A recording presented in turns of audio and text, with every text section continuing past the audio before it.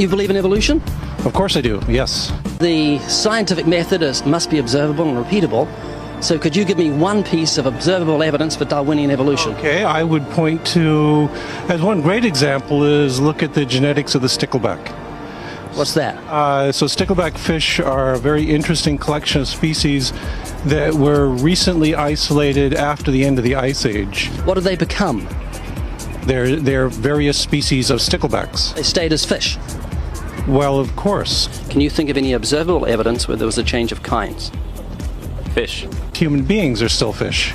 Human beings are fish? Why, yes, of course they are. How long did that take? A couple billions of years, millions. A couple of millions? How is that observable? It's not. We came out of the ground as a mammal, and one mammal created... Come out of the ground? Didn't we come out of the sea? Huh? Well, initially in the beginning, we came out of the ground and the sea. After the great destruction of the... So did we have lungs or gills when we came out of the sea?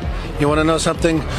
Those that were in the sea, I guess, had gills, and those that were on land had lungs. Who knows that we came out of the sea or we evolved from mammals? So you don't know? Huh? Of course I don't know. I'm accepting that they did their science correctly. Could you give me an example of Darwinian evolution, not adaptation or speciation, but a change of kinds?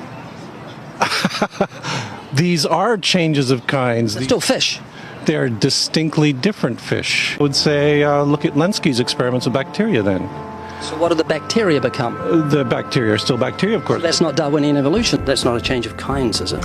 It is a change. It is a change in the genetic makeup of the bacteria, which is... They're still bacteria. So what did the bacteria become? A new kind of bacterium. So it's still bacteria. There's no change of kinds. To summarize, the observable evidence that you give me for Darwinian evolution is bacteria becoming bacteria. No, it is bacteria acquiring new metabolic capabilities. We have an example from a group of birds called Darwin's finches. You take a look at the difference between the finches on the islands that all started out. I mean, that's very, very observable. But that's not Darwinian evolution. There's been no change of kinds. What did the finches become? They become genetically new and anatomically new, recognizably different species. So they're still finches?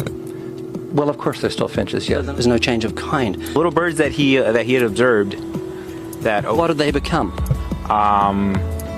Their beaks, their beak shapes. They're still birds. Yes. 3 finches that turn into different types of birds. They're still finches. Well, for example, Darwin and his study on evolution of the birds on the island that he went on to there. Their beaks changed? Their beaks. They're still birds. There's no change of kinds. That's within the kind. It's evolution on the beaks. So that's called adaptation. It's not Darwinian evolution. There's no change of kinds.